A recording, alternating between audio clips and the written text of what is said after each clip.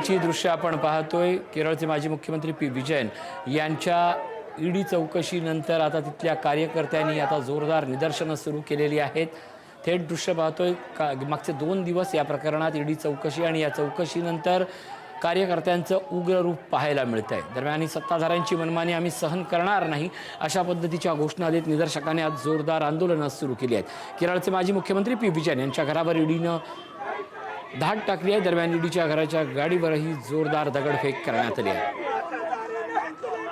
P Vijayan यांच्या कार्यकर्त्यांकडून जोरदार निदर्शनं करण्यात येत आहेत। घराच्या समोर धरणं आंदोलन सुरू झालं आहे। गाड्या अडवण्यात येत आहेत। या संपूर्ण परिसरात एक तणाव निर्माण झालेल्याचं चित्रही पाहायला मिळतंय। केरळचे माजी मुख्यमंत्री विजयन यांच्या घरावर ईडीची धाड आहे। ईडीच्या अधिकाऱ्यांच्या गाडीवर दगडफेक झाली आहे। पी विजयन यांच्या कार्यकर्त्यांकडून दगडफेक होते आहे। पी विजयन यांच्या मुलाच्या कंपनी संदर्भात ईडीनं धाड मारल्यानंतर आता या सगळ्याच्या विरोधात निदर्शकांचा संताप चांगलाच उफाळून आला आहे। ही सगळी कारवाई द्वेषमूलक हेतून होते अशा प्रकारची टीका देखील कार्यकर्त्यांकडून करण्यात येते। नहीं चलेगा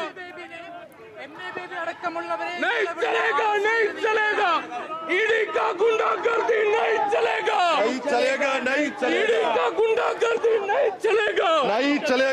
चलेगा यांच्या कार्यकर्त्यांकडून दगडफेकही करण्यात आली। ईडीच्या सगळ्या अधिकाऱ्यांना या सगळ्या तणावातनं बाहेर पडताना कार्यकर्त्यांनी चांगलंच घेरलं होतं।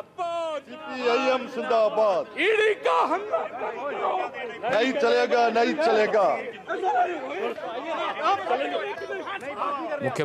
माजी मुख्यमंत्री पी विजयन यांच्या घरासमोर तणाव चांगलाच वाढलाय।